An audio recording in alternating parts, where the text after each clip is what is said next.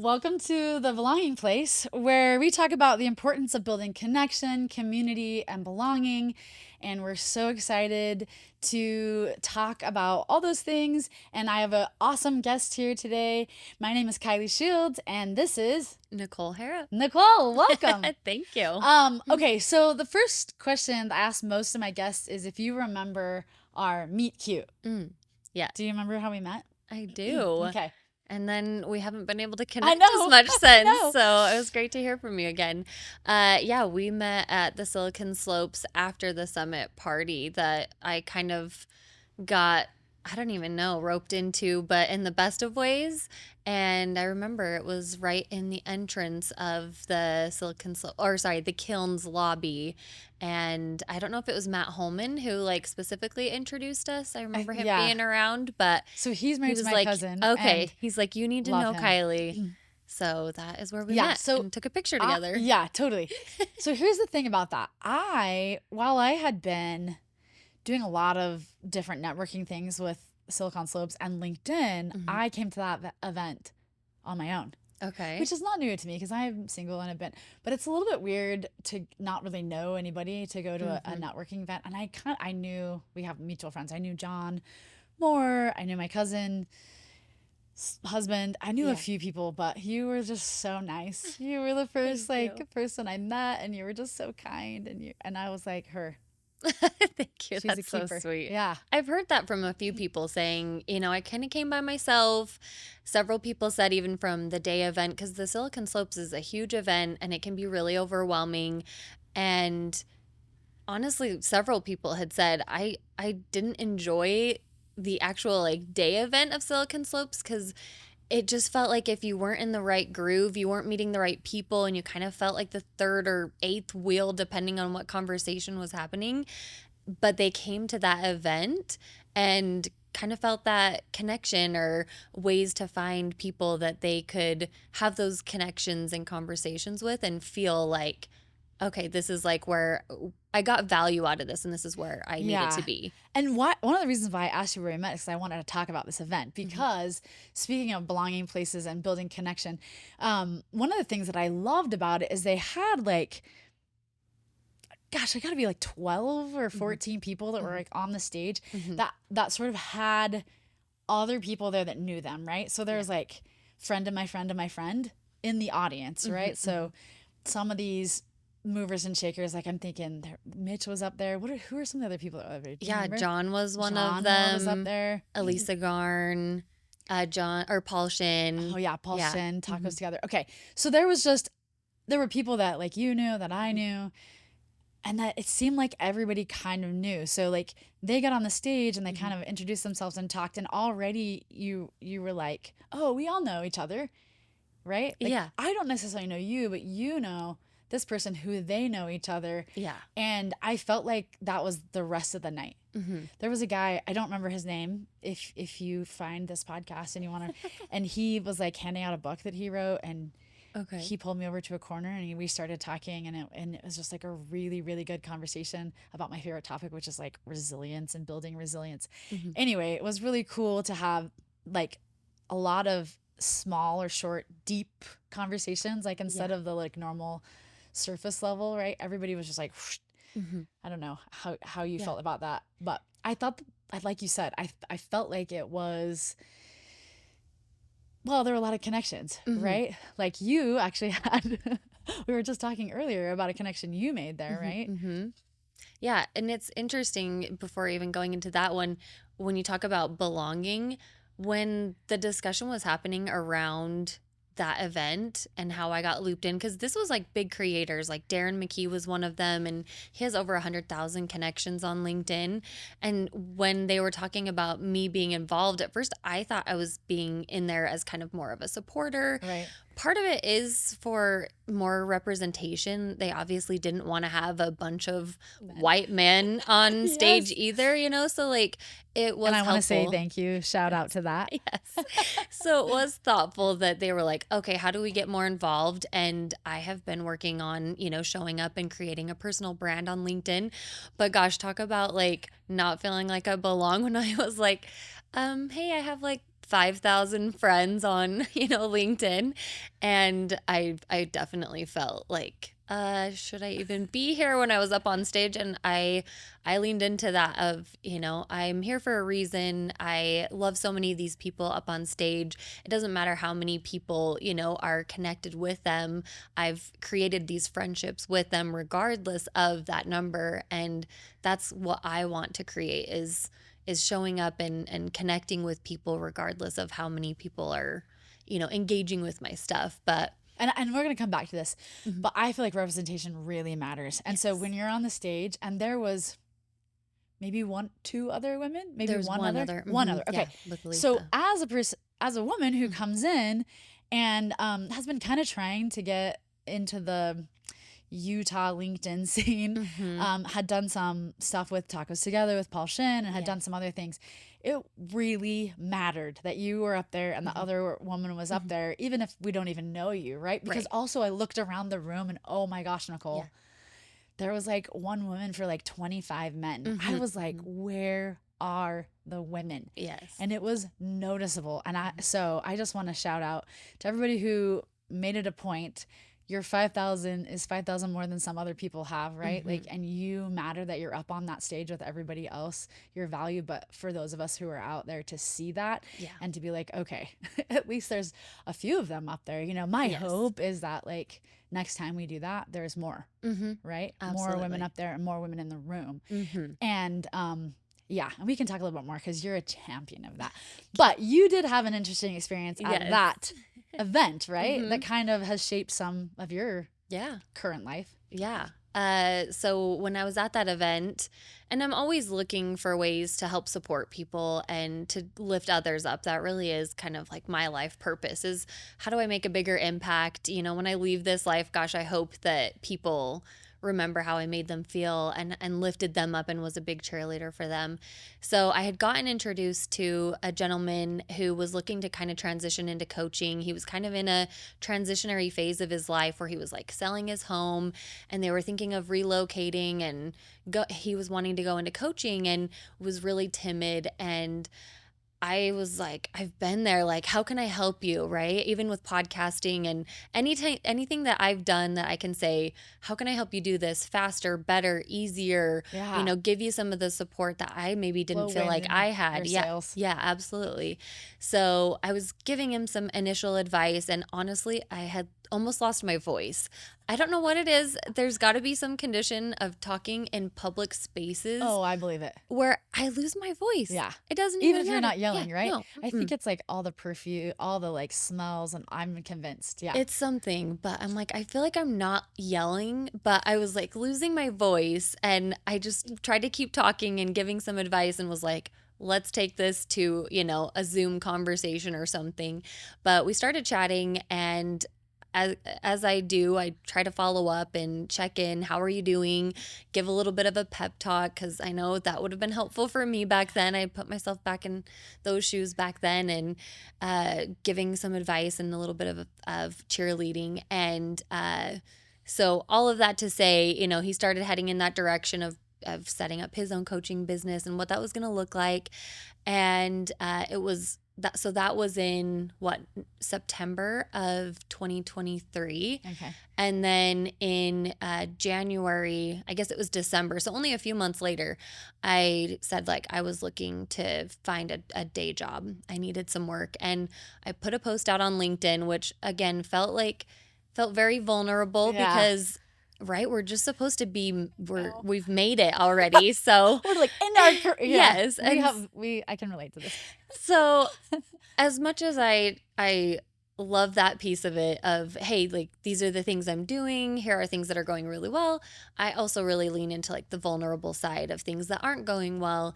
And I said, hey, like I'm looking for a job because I felt like it wouldn't be authentic for me to get a day job and kind of have it be hidden. Right. And so I created that post, and it was that gentleman I met at that event who DM'd me and said, hey, one of my old bosses who I've worked for at two different jobs was just posting about a job. And the way that that worked out was just wild of how I ended up getting connected because they had taken that job posting down, and I was really looking to get a informational session of, hey, tell me more about what you do, and like I'd love to get more connected and maybe he could refer me somewhere else. And then all of a sudden, next I knew, I was meeting with his director, who was the step below him, and we were talking, and halfway through I was like, I think I'm in a job interview. yeah, I really was. Because he booked on my personal Calendly link that I have. And so I thought it was, again, hey, cool, I'll meet another person from this company that I'm learning more about. And halfway through, I really was like, is this an interview? Because I Sit up. and, and he was laughing. He was like, oh, maybe I should clarify what has happened in the week that you've talked to the VP. We are reopening this role and we are interested in you. And Okay. quickly after, I was given a job offer. So Yeah. very unorthodox way of getting hired, which has been a repeat thing for me at companies. But Okay, yeah, so it's I really want to good. talk about that. Sure. I want to frame that. You just described for me one of the foundational pieces about why I decided to call this podcast The Belonging Place and why I want to talk about this. Because I have like this strong belief that if you pour into people and people pour into you, that when, when you fall through the ice or whatever you want to call it, when you Yeah. fall off the cliff, when you get laid off, when you whatever, like if you have done a really good job to kind of weave this tapestry of people, that will save you, that will Yeah. protect you, right? That will, it's not necessarily that you'll get the perfect job, but you will know somebody that will know somebody that can, Yeah. right? When you show up at places, and you didn't just show up at that event, you were like part of that event. You were Right. part of building what I call a well, building the well, the gathering place, right? Yeah. When you're a part of that, and then there's people in that room and they meet you and you build these authentic, because you do, because this is why you're on my podcast, right? Yeah. Is you build these really strong, authentic connections really quickly where people can look in your eyes and they're like, oh, she's real. Yeah. Like she means good. And then people want to conspire for your good. And the same thing happened for me. I haven't talked about this yet on the podcast, but I got laid off in June, and I knew that I had put a ton of energy into LinkedIn and people. And I actually knew before it even happened that like I feel like people in my connection are going to find my next step for me, which is such a cool feeling. I was like, because it doesn't work anymore to fill out a resume or go to link. People just aren't getting jobs that way anymore. It's like, it's always been who you know, but even more now. Right. I feel like, stacks of resumes are just sitting at places and it's like, okay, who do I know that can help me? And I just love that your story, I feel like my recent story was the same, that the importance of creating the well or showing up at the places, or even if you're a little bit nervous, putting yourself in a place where other people can also connect to you, where they can use their good. I mean, you do a lot of good giving yourself. So it's awesome to feel like somebody was able to sort of give back to you. I don't know if you have thoughts about that idea. Absolutely. And as you were, talking, Kylie, it made me think about, for a long time and in my upbringing, like I didn't always have the best relationship with my mom growing up. And I did a lot of things kind of to prove that I could do it. Okay. And I felt like a lot of that was like a lonely place for me of, I just have to prove that I can do this. Okay. And when I got hired into, like, I didn't go to college. I started working. I joke about being born and raised in call centers because that's pretty much what I have done most of my life, is work in call centers. And I knew that not having a degree meant I had to work harder, and I wanted to prove that I could do the things that, maybe my mom didn't initially have some of that belief in me. And I've always had that in the back of my head, like that I wasn't good enough. It's always something I've struggled with, is feeling like I am not enough. And going through my career, it's been kind of pushing through that a little bit in lonely spaces, but it's been a really beautiful thing in the relationships that I've built, and opening up and being vulnerable and finding those connections, like you said, and being able to trust that, hey, I'm pouring into these people, and I know that it may come back eventually, but I'm not looking for that in that moment. That's not the reason why I pour into people, but it is the beauty of what happens when you do that with like Sort of this genuine. added benefit, right? Yeah, I don't expect absolutely. it, but I really think that added benefit for everybody is that the more Hmm. pieces of the web that you weave with other people, the stronger it gets, Yeah. right? Yeah. And it becomes that thing that holds people. My hope is, right, Hmm. when I'm talking to people, it becomes that thing that kind of holds us together, even if Yes. they're called weak ties. So Hmm. people that you meet one time at an event, or you're talking to your Uber driver, Yes. or I don't know, just any of these people that aren't deep ties. There's something there's something created in that moment when you're Hmm. vulnerable and you're blowing wind in someone's sails, or you're connecting them to somebody else. There's a lot of people that just, that's their role in life, is Yeah. to say, oh, I see you and I see you, and let's Hmm. connect you, right? And they Hmm. might not be this most important part of that person's life, but they connected them to someone else, kind Yeah. of like your story.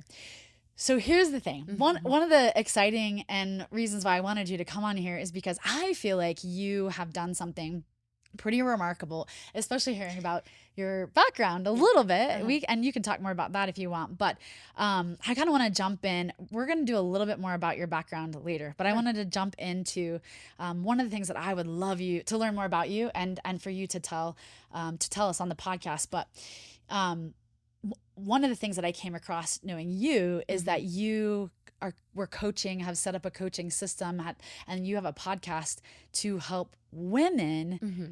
all the things I want to Yes. say: find their voice, find their confidence, climb the ladder, Hmm. like, Hmm. find their place in leadership. Yeah. I'm going to stop with what I think it is and what I've listened to and heard. Hmm. But just to give you just a little background before I launch into you telling us more about it. Yeah. One of the things that I feel like has been life-changing for me, and as I connect to friends, is people who decide to build wells. Hmm. That's what I call them. Yeah. Like in the ancient day, Hmm. everybody like revolved around the well because it was Hmm. where the water was, and it Yeah. was where people found their Hmm. match, and it Hmm. was where people, communicated or sustained their life, or where they fed the animals.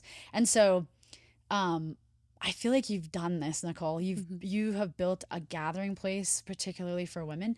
Oh well, before you talk to us about it, Sure. tell me why. Mm. Like, what's the impetus? Because not everybody decides, I'm gonna start something. First of all, Yeah. um, and not everybody says, um, I am going to do it for this reason, right? Hmm. So tell us about how you Yeah. got there. Yeah. Oh my Yeah. gosh, such a loaded question, but I love it. A lot of the why, again, yeah, with my upbringing, and me and my mom have like a much better relationship now, but I felt like I didn't have unconditional love growing up, Okay. and that was really hard for me. Uh, Like, your worth right. varied upon what you did or what you had. Correct. Okay. Yes, it was very much like love had to be earned. Mm, And I don't feel like if I asked my mom that today, like she'd be like, "Oh my gosh, absolutely not." got it. Right? But in those moments, that's how I felt. There was a lot going on. My mom, I've been open about this a lot on social media that she has gone to prison multiple times. And the first time was when I was really young. And I feel like sometimes even she doesn't realize kind of the impact that had on me. And my daughters are now in ages of what age myself and my older brother were when she went to prison the first time, 4 and 6. And yeah, that was a really hard time. And so part of that was like, right, the conditional love piece. And then even in some of my first roles and trying to grow into a leadership role, there were female leaders and other women in my organizations who were just not nice. And even when I got promoted, I had women saying that it was only because I was pretty, things like that. And so it rocks your confidence to a degree. And it took me a long time. Like, I am very confident today, but when I was much younger, like, no joke, I would get ready with like hardly any lighting on because I was so insecure. Okay. And I feel like that helps paint a picture for people to know, like, I wasn't always this strong, confident woman, I've grown into this. And so, like, having young daughters too, you know, like, I want to be that example for them. I want to be strong for them. And that's a big point of why I felt called to do what I'm doing now is, you know, helping women grow and develop in their careers, and not just for the sake of, you know, having a successful career, because that's not what life's all about. But when you're happy in what you do for your day job, you can be so much happier in every other aspect of your life. And when you are creating more wealth, I had heard even just recently with something that I'm getting involved in, I'm kind of, you know, again, spreading that web of impact. I had someone comment about this initiative that I'm getting involved in for helping divorced women kind of get back into the workplace. And one of my friends commented saying, like, you're creating like a generational wealth for them. And like, I don't know, I just reading that comment made me so emotional, because I felt like my part is so much smaller, you know, Yeah. but it truly is a space where it's creating so much more than that.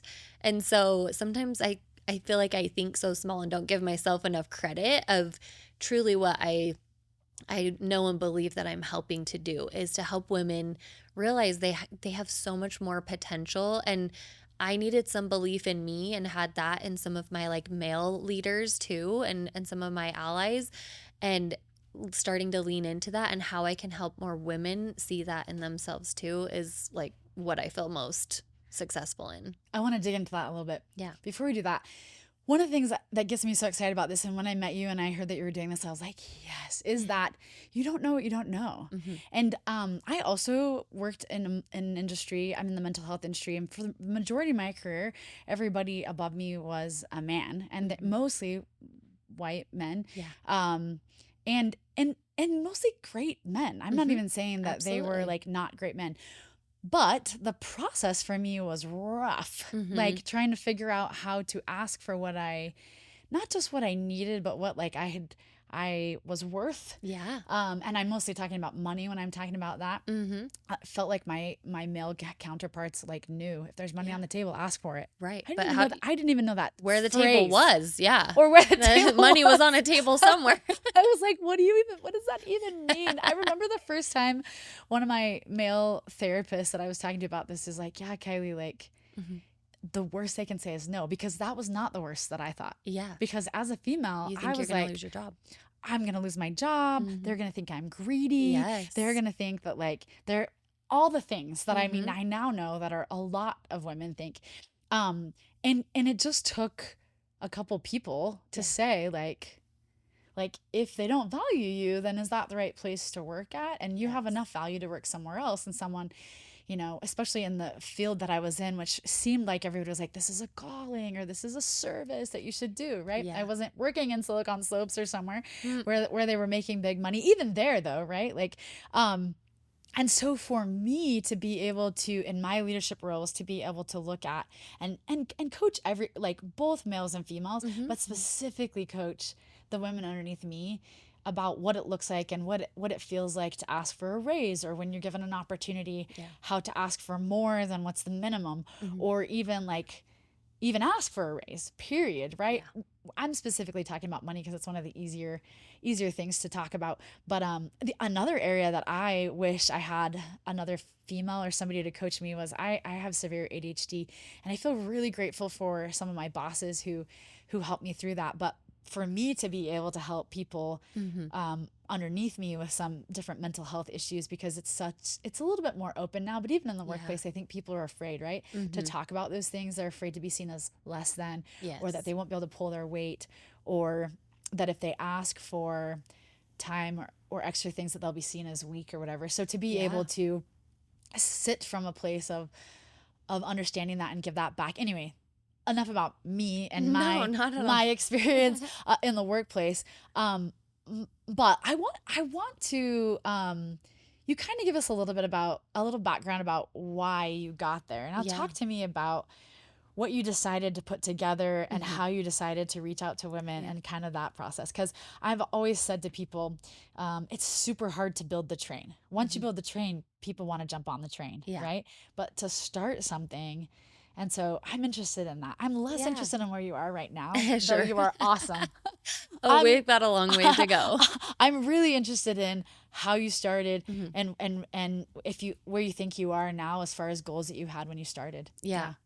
Yeah, and to kind of think back to the whole point of me even starting what I'm doing now actually came for the longest time. I was very reactive in my career, and I had found really great jobs because of my connections.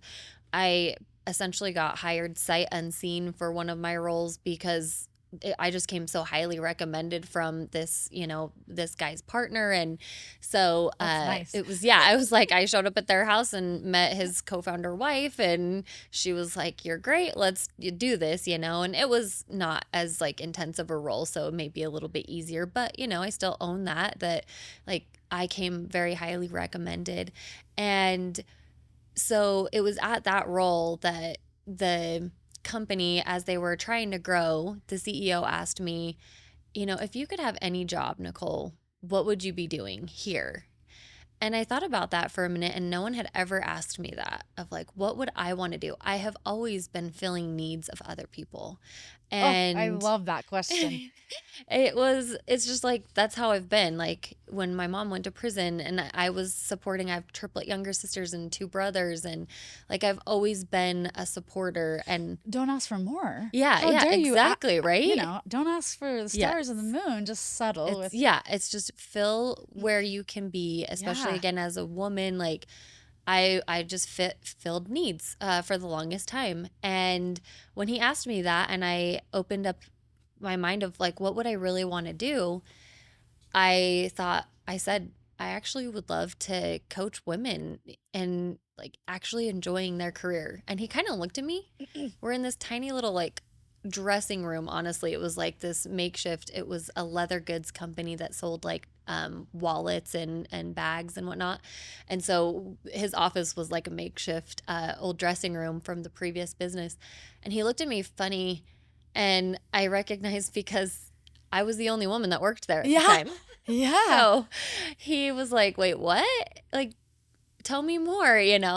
And First of all, I want to say thank you for him for asking the question, and yes, thank you for saying tell me more, because those are two things that need to yes, happen more. absolutely. Okay. Getting more curious. Yes. And he was just such a supporter. I've been very grateful to work at some small startups where I've worked directly with a CEO. And honestly, I've done so much coaching upwards of like, here's how you work with women. Here's how you attract more women. Here's how we support more women. Here's how we recognize that they might not ask for those raises. So here's how we proactively approach these conversations, or, talk to this, because they aren't always going to ask for what they need. We need to be more thoughtful in advance.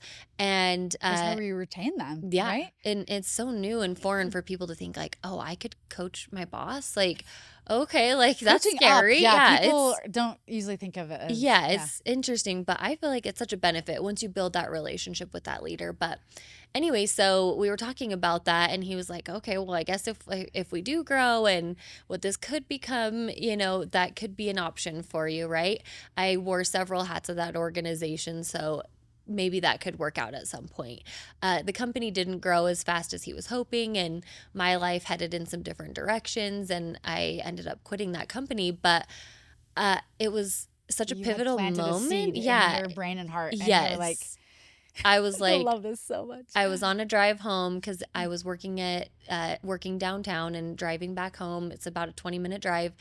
And I remember on that drive, I would listen to podcasts, and it just came to me like, I'm gonna like, yeah, do career coaching. Like, what is that going to look like? So that's truly what spawned like the start of my own podcast, was to get my voice out there, the know, like, and trust factor.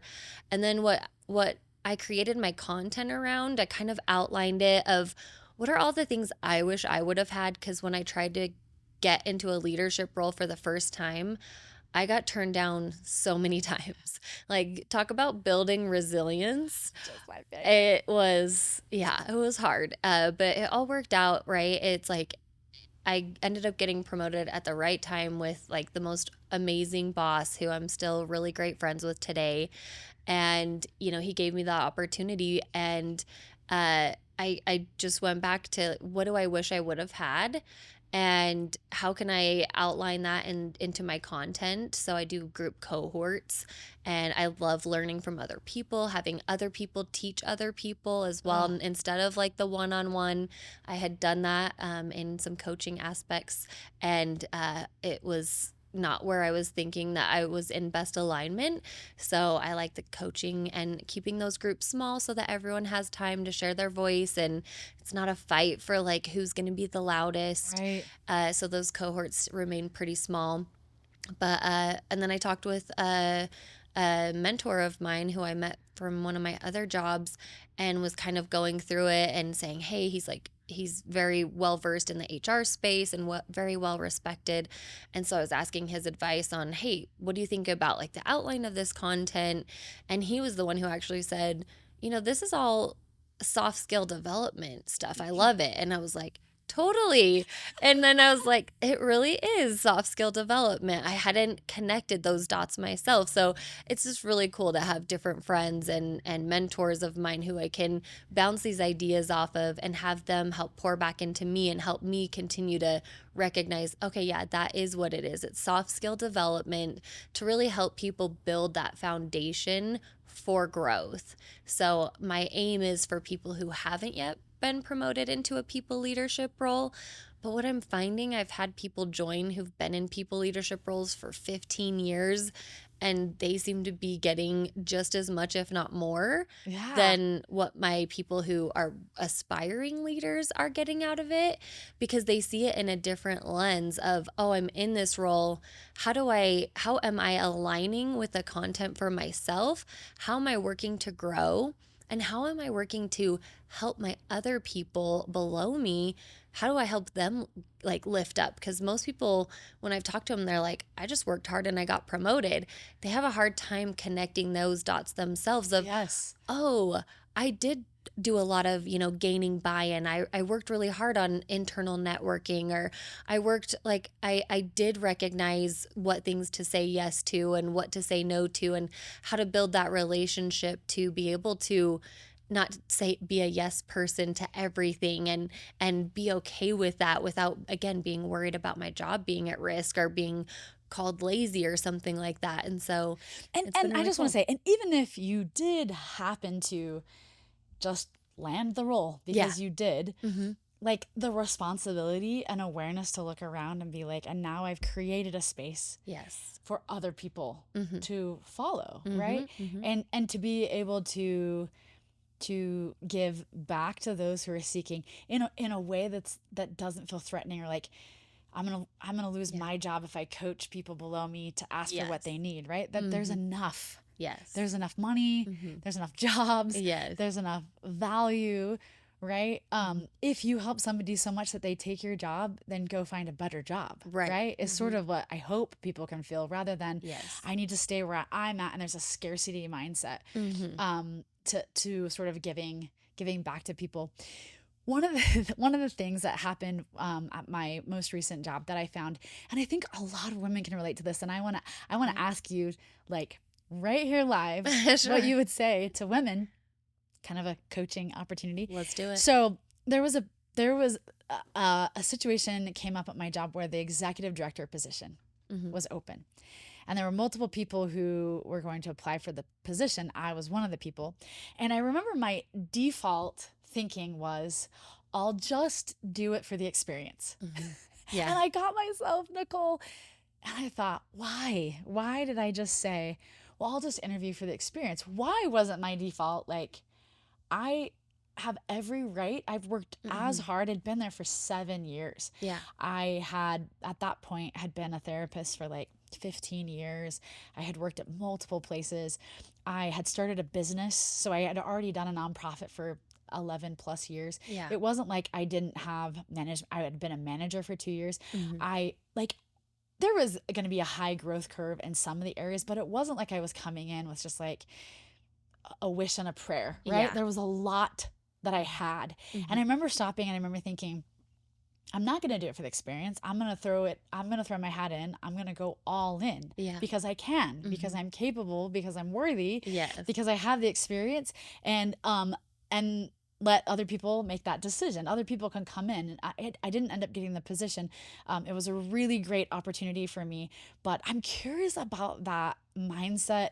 If you see that happening with women, what your thoughts are about that Yeah. default thing Hmm. that seems to happen. And I'm not just saying that women have this. I'm sure there are plenty of men. But since Yeah. I am a woman and I'm Hmm. sitting in front of you, yeah, Yeah. Great yeah, question.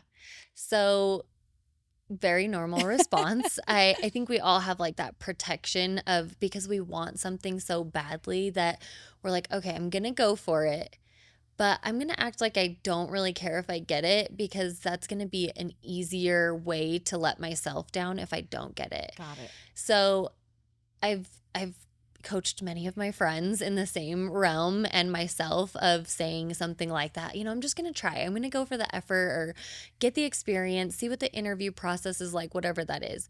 But I would take it a step back, especially if it's an internal position, let's say in your experience.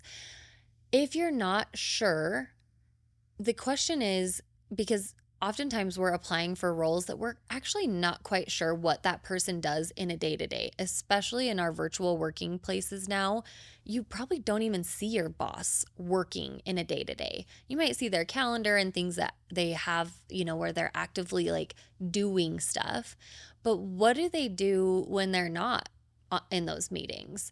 And so that's kind of what I would push back if someone's feeling like, oh, I don't know, like I know I could do it. Like I am qualified. And even if that is not a space where you're feeling like, am I qualified? If you're asking yourself and questioning those things, it's having a discussion with your leader to understand what do you do in a day to day? Yeah. What tell me about a decision that you recently made that was a tough one. Like tell me about maybe there's a change that happened in your org that was a public change. Walk me through what that was like in your position and what influence did you have? Did you have any in this role? What did that look like? Because the more you can have an understanding of, are they mostly in a strategy space? Are they mostly in an execution space? Different roles have different needs. And so, what if you are an amazing executor, but you are about to get promoted into a role that needs a lot of strategy? You would probably find misalignment once you got there. Right. But if you get turned down, you're like, what? What? And then you start to question your worth, which I see happen a lot with women as well. Why didn't I get that job? Now I'm like really frustrated and they start to question their own worth and it's such a a terrible place to be Yeah. because you're amazing. You might not have been the exact right fit, and maybe your leader doesn't even know how to give you the accurate feedback. There's a lack of that as And you well. might not like the job. Exactly. The best thing that ever happened to me is that I didn't get that job. Yeah. As I learned more about, I thought I knew a lot of what that role was. And Yeah. then I didn't get the job. And the next person that came in was somebody who I knew really well. And so they were very communicative to me. Yeah. And could not have been more grateful that Right. I didn't get the job. Yeah. Like the things that I didn't know that I didn't know, I was like, yuck, Mhm. I don't want that. Yeah. Right. To your credit, like figuring out,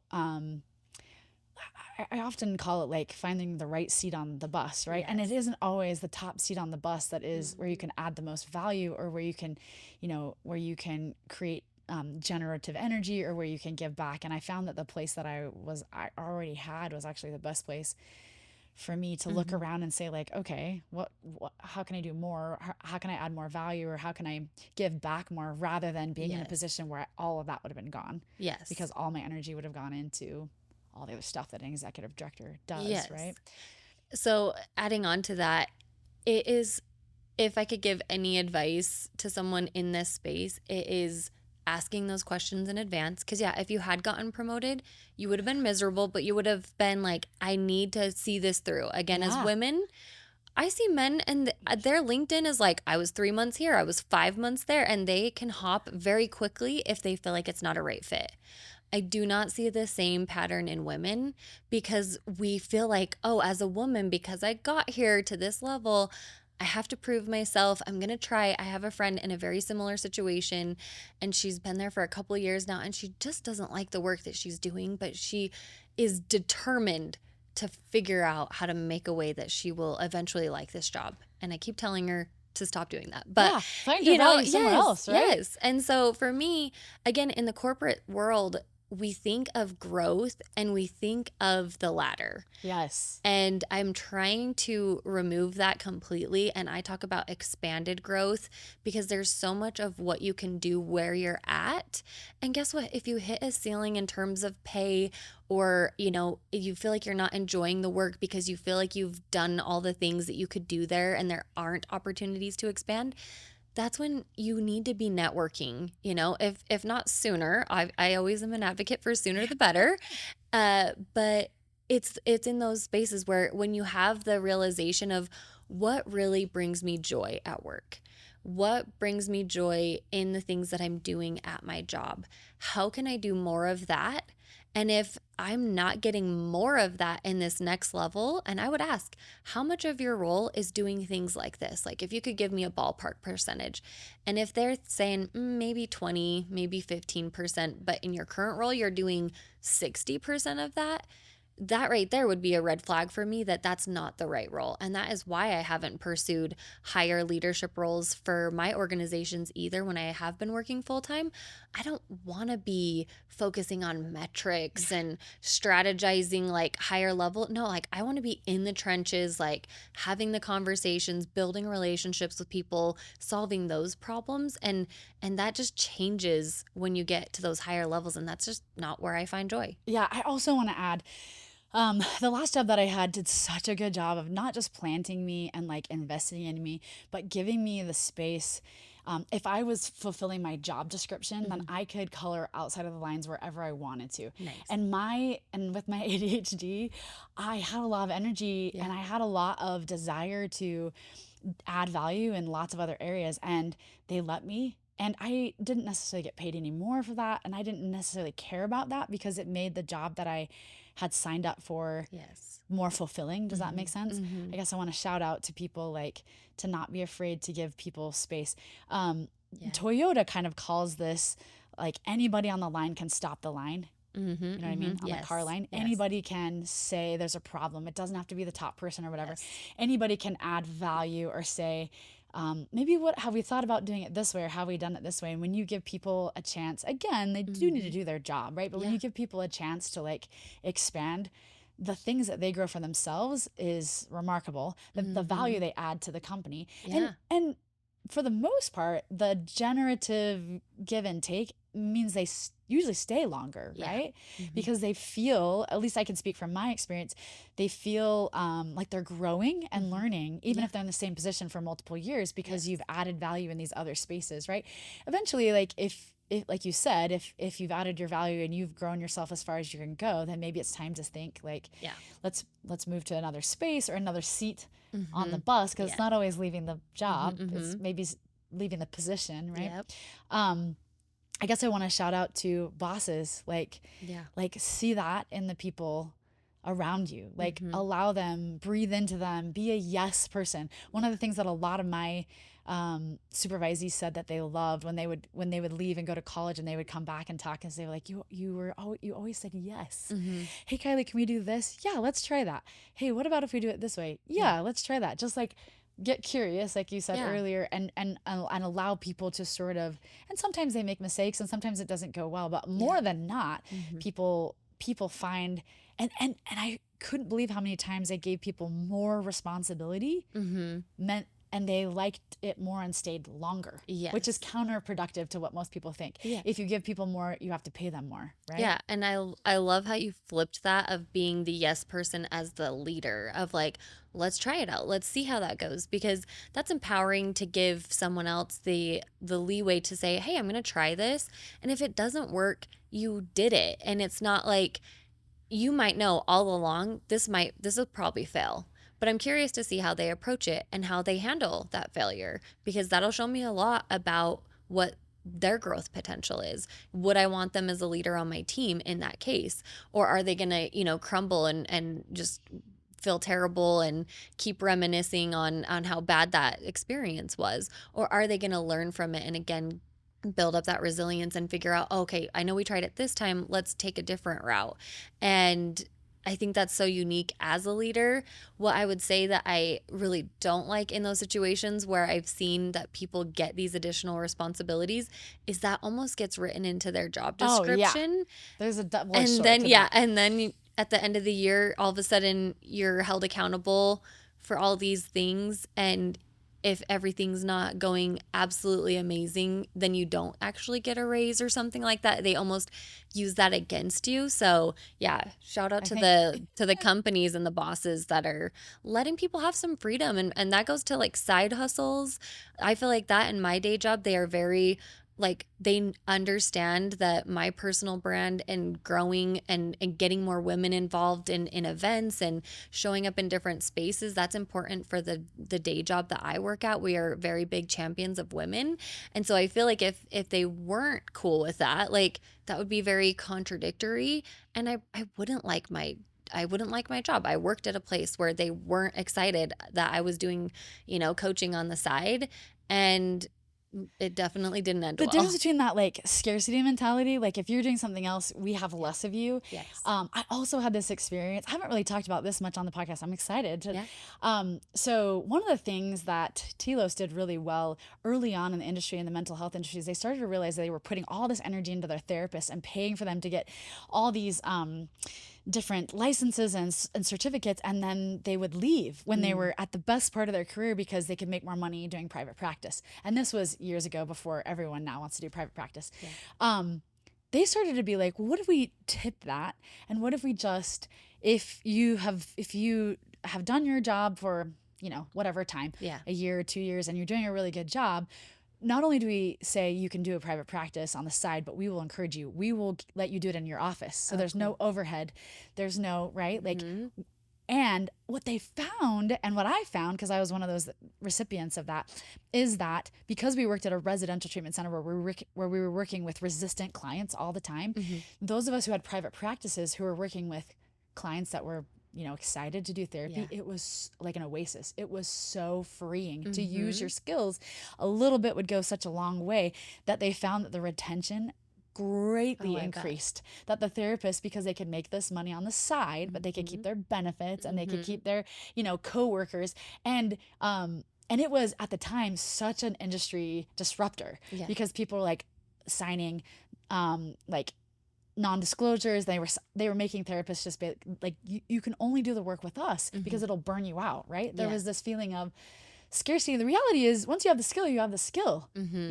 If you take care of yourself, if you have good boundaries, Yeah. if you're able to manage it, then being able to do the things like you said on the side are generative to your self-care, to Yeah. your life, to your ability to fill your cup so you can come to work and do a better job. I think having a growth mindset Hmm. about that, yeah, like, Absolutely. change is a game changer, right? Hmm. For Hmm. people, especially because there's a lot of people that get bored really quick about doing Yeah. the same job over and over. So if they can Right. add variety and spice and sort of their other skills or their talents, a lot of times you're using one set of Yeah. skills or one set, and we're like just not one set people. We're Yeah. multifaceted, right? So if I can go put my energy into other things, paid or unpaid, right, on the Hmm. side, I imagine, my experience is this, but I imagine other people that you're gonna show up better as a Absolutely. well-rounded person, Hmm.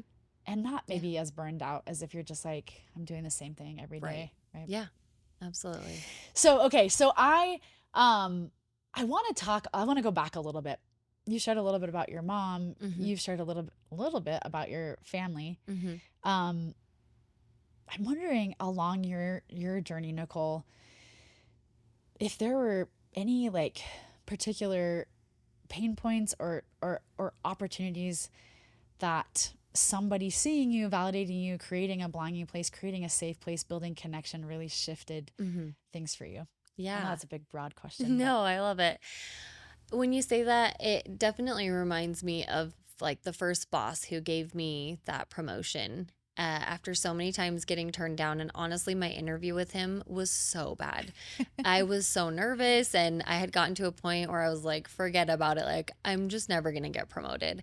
And back then, when I was so naive in my career and in my early 20s, I don't know why I thought, like, if I don't make it here, I'm not going to make it anywhere. I don't know why. It felt like, all or nothing, right? yeah, it was a weird environment. But Yeah, so he promoted me, and it was interesting because very early on he told me that he actually was told not to hire me. Oh, And it because it came down to me and one other gentleman, and this other guy had, I think, 8 years of tenure, all like above me. I had been there for 2 years. He had been there for 8 years or 10 years at that point.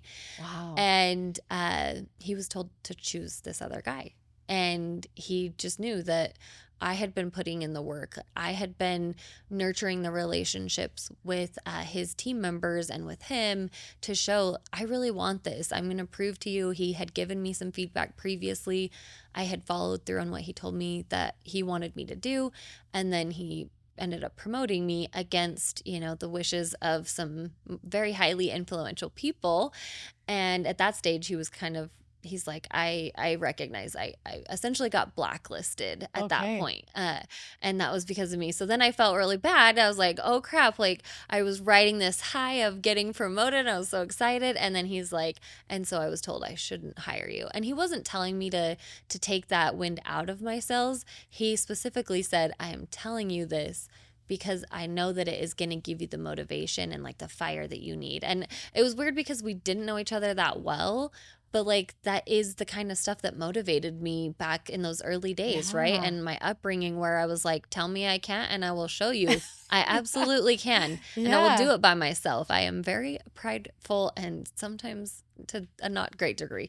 But I appreciated that he told me that. He in essence told you that you're more than capable, right? Sorry? He in essence told you Oh, you're capable. yes. You're more than capable, right? Yes. So, and I know you're capable. Now show everybody else that you're Yes. capable.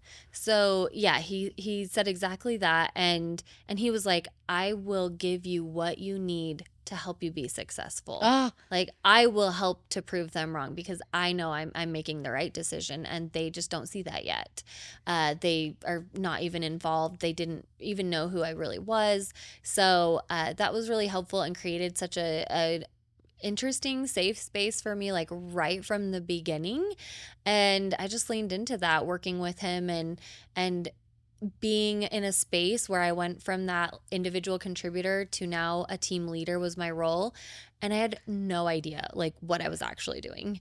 I thought I had done some preparation, but we had to fire several people within my first few weeks of working there. And then again, more rumors were started that like I was the reason why people, I was like, I don't have that much power. They were right. already kind of performance out the door, but I had to be involved in those conversations. And that, again, he's like, these are going to be hard. And, if you need space, like, tell me what you need. Like, he was just such a supporter. And again, has been that for our whole, like, I mean, I met him in 2009. So like, as long as I've pretty much been like with my husband, we've been together 15 years, and I've known my then boss, now friend, but for about the same amount of time. And just throughout my time working for him, so I was a team leader under him for 2 years, and I had gotten a call to get recruited to another company, and that I thought it was a scam.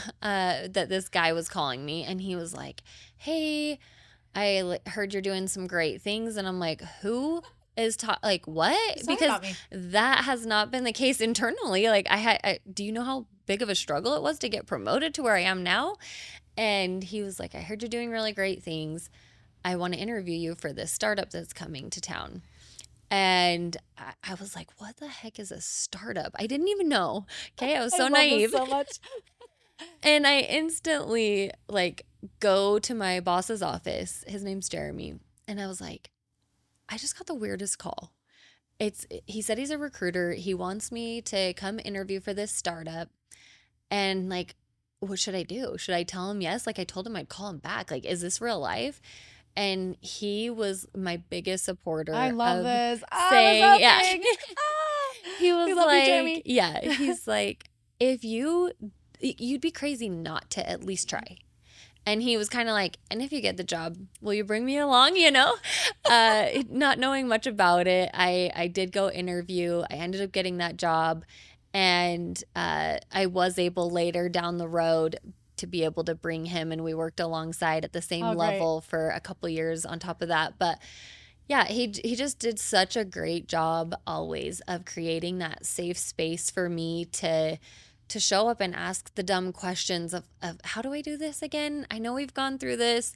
Can we walk through it one more time? I feel like if I can just see you do it one more time, I'll be more familiar. And then he would say the words, that the affirmation of like, you're doing a great job, and not just leaving it at that, but he would say, I can see that, so and so's performance has been improving because I know that you've been working with them on this particular thing, and that's really been helping. Do you see that? And so he'd help me kind of see those, like, connect those dots that maybe I didn't attribute to my own efforts. I was like, well, they just had it in them. I just helped, bring some of these things out of them. And he was like, but that was because of you that now, they're doing these things and they're promoting. Like, we had so many people promoting off of our team because we were creating such strong team members. And he always highlighted me. He never tried to take that spotlight, and really did such a great job of highlighting me because he knew that that was a reflection of him.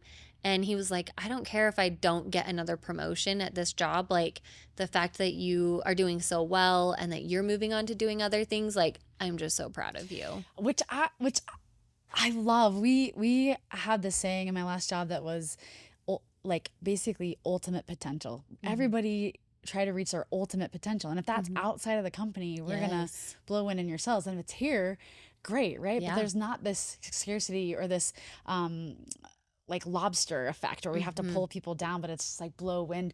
And yeah, like the rising tide lifts all ships. It's interesting that you say this. I remember distinctly one of my bosses, when we talk about connection and belonging, sometimes I think it's like just being seen and being validated. And sometimes it's just like people giving us a space, maybe when we're not in our best, to like get to our best. I was diagnosed with ADHD way late into my life. And as a therapist, you're the instrument. It's not like, you're folding clothes and people like, this is how you fold the clothes right. It's like, you're the person. So every time I sat with my bosses, I was and there was critical feedback. It was about me. Yeah. It was like, you talk too much, or you do this, or you know what I mean? And I would just like always cry and be like, I'm no good. Yeah. One of my bosses was like, I just like opened up to him and I just told him that I had ADHD, and he was familiar with it. He's a therapist as well, but he was like, so what does that look like for you? And that question, how does that show up at work for you? Changed part of our relationship as far as like supervisor and supervisee, because we created a plan that happened where like there were some things that were really hard for me. So a lot of times with people with ADHD, they have a volume control problem. And they have pressured speech. So they're going to, and they process really fastly. So they have the answers. So they're like raising their hand always, or, interrupting people. These are all the things I did. No, and I had a hard time like seeing and recognizing when I did that. So we kind of created a system where I would sit next to him and he would like put his hand on the table or just little things, and part of me sitting next to him was so that I could sense the volume where he was in the room and the space of whatever boardroom we were in, whatever. There were other things. That's just one example. I will never forget the value of that boss, to be able to see not only that my ADHD like had a negative side, but had a positive side, and to be able to say like, okay, this is not you. This is something that's outside of you, but that we can like work together to like help you recognize, compensate is what I would use to compensate for that executive function deficit or whatever. And it changed everything for me. I think your story, my story, I want to say to bosses, like the value that you have, and this is male or female, right? Yeah, absolutely. The value that you have to grow people below you, either these stories, and there's many other stories, and the ripple effect that has. I mean, look at you. You're still talking about Jeremy 15 years later. Yeah, exactly. And how many women are you coaching, and how many people are you giving back to? And I'm not sure, we can't really know where we pivot in life, but I would guess that a big turn in your life was having somebody like him Mm-hmm. to believe in you and blow wind in your sails and coach you and help you grow so that you could become who you are today. So, Yeah.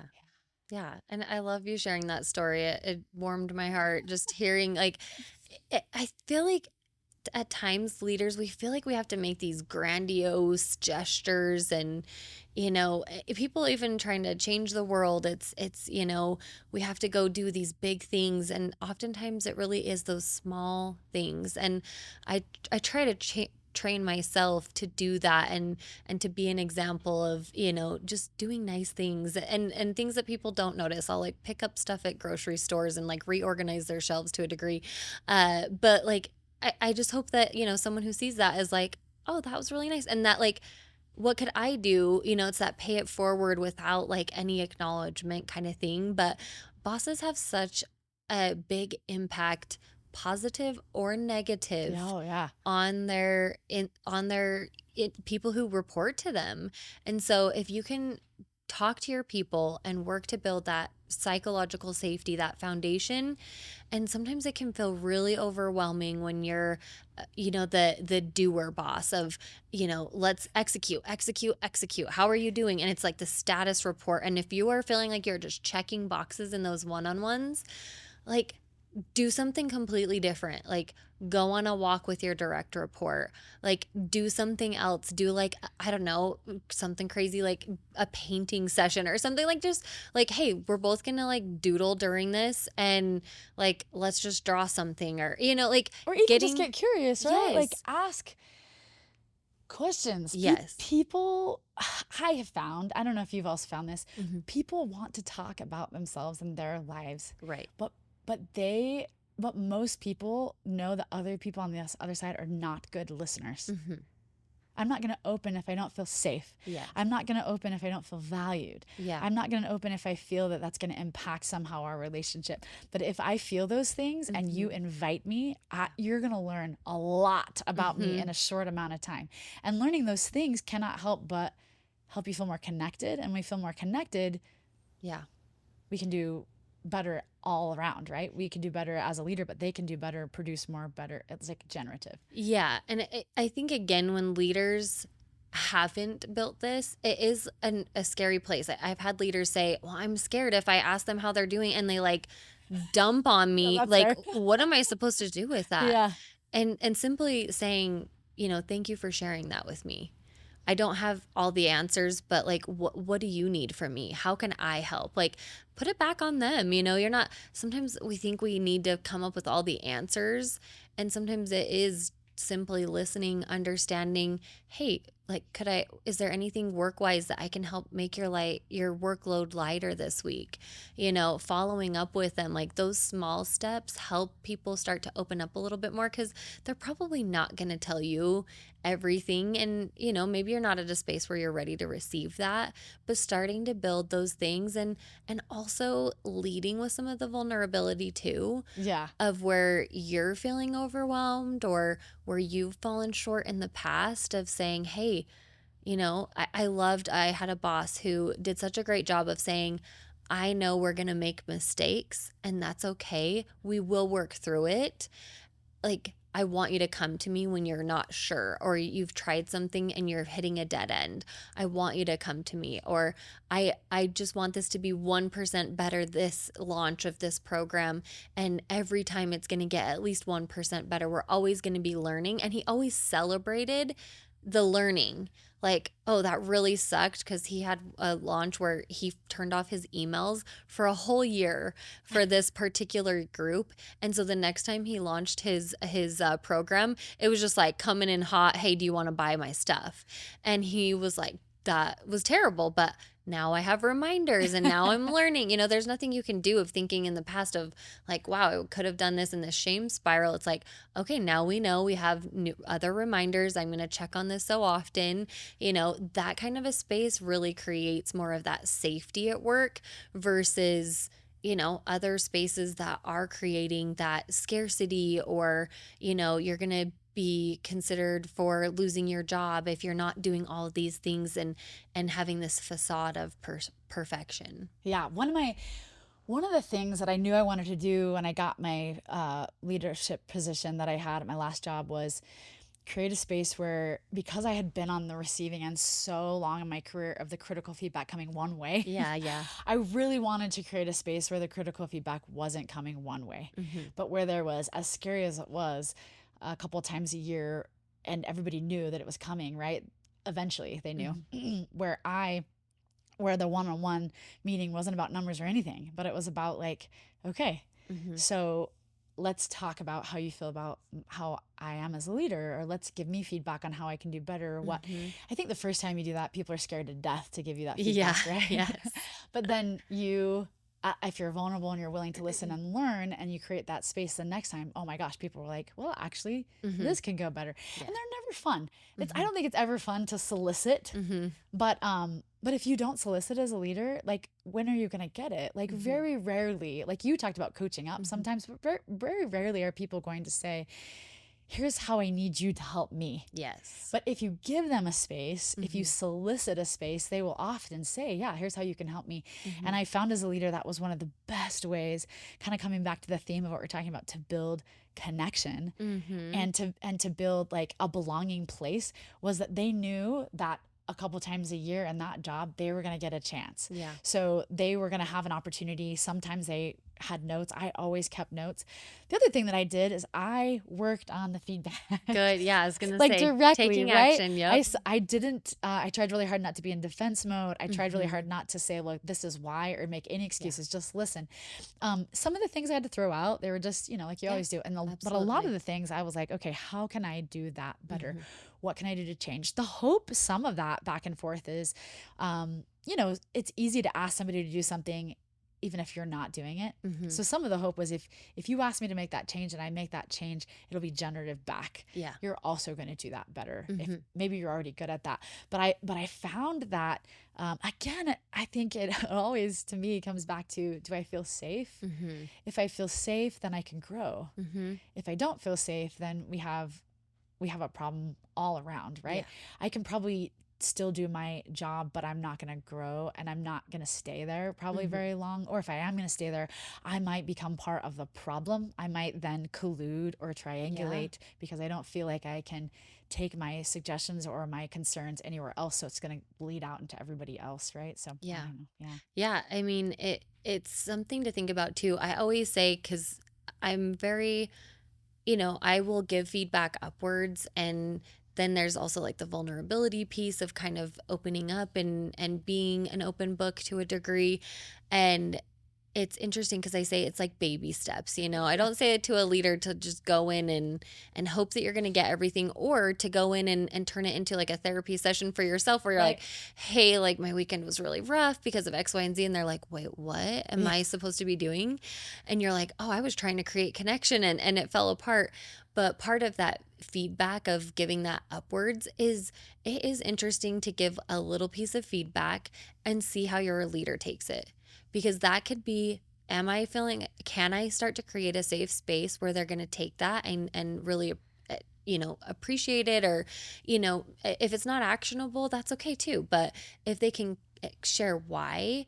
One of my bosses at my job, I loved that right from the get-go. He said, I have been in basketball my whole life, and you could not give me one piece of feedback that I haven't heard in like a worse way or tone.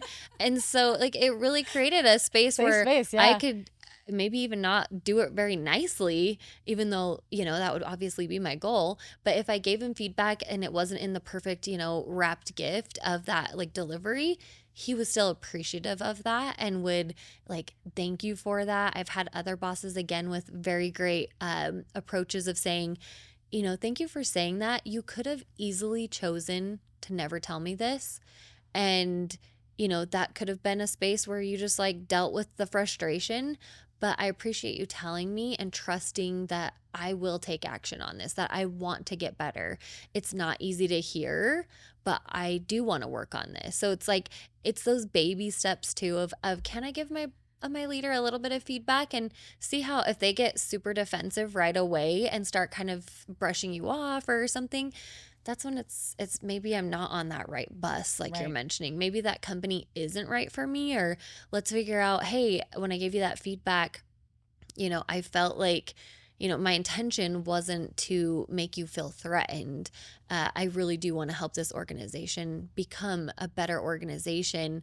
I'm wondering if that my delivery was in a space that you weren't ready to receive that. Is there another way that I can share that? And again, it's a scary place to be as the team member, to be like, how else can I give you feedback because I didn't love that how that went and you didn't love how that went. Like let's get on the same page again, versus like having distance, because that just creates further problems, I think, in organizations. And I do think it's okay sometimes to do, I call it the kind of the drone. There's a lot of names for it, but when you're sitting and you're like, okay, I noticed this happened. Mm-hmm. You're like out Mm-hmm. here. Mm-hmm. I noticed when I came in the other day and we had Uh-huh, this, uh-huh. to kind of separate yourself from it. Yes. Okay, I have two more questions. Sure. One question that I want to piggyback on is, Nichole, Mm-hmm. if you could be and do anything Mm-hmm. now, Mm-hmm. what, like, in therapy we call it the magic wand. If you had a Yeah. magic wand, Mm-hmm. what would it be? Yeah, I would love if coaching could be my full-time thing, where I was making that impact with women. And honestly, I would love to see it growing to where, like, I recognize I'm not going to be the voice that resonates with everyone. I know I'm not everyone's cup of tea, and it's taken me some time to be okay with that. Uh I would love to have more diverse people who utilize my program and are the ones delivering that, and making more income for themselves. I'm all about, like, how do we make that abundance mindset. So if I could wave a magic wand, I would love to have that be my main thing, is just how do I influence more people, women specifically, helping them grow their own confidence. I would say, like, a Brene Brown style of like influence. I think what she's doing is so amazing and different, and I feel like that's where I'm coming from in the workplace too, that you can show up with vulnerability. You can, show up in these different ways and have success and enjoy working. So many people talk about leaving the 9 to 5 and doing your own thing, and I think there are so many cool companies to work for, and the stability that it can bring, and the opportunities for growth. So, yeah, I think that would be amazing if I was out doing like speaking events and just surrounding myself with more women. I was at an event on Friday, and it was a majority women, and then it was really cool to see a company actually brought their team in, this gal, of mostly men, and it was like very noticeable, and they kind of felt uncomfortable that there were like so many women in the room. Like, it wasn't normal for them to Flip the be the script, right? minority, and only women speakers and a female MC, and it was just like those kind of rooms, and the vibe, like it just like fuels me to say, like, you're in the right place in these spaces. And so if I could magnify that in a heartbeat, that would be amazing. Okay. I love that. All right, we didn't start with this. I'm coming around all the way to the end. If like for people who don't know you, Mm-hmm. I'm going to give you a couple boundaries. I want you to just to tell us about you, Mm-hmm. but not about what you do Okay. and not about what you have. Mm-hmm. Yeah. Can I say, like, I'm a big Yeah, cheerleader yeah, for you can other say whatever you people? want. Okay. Yeah.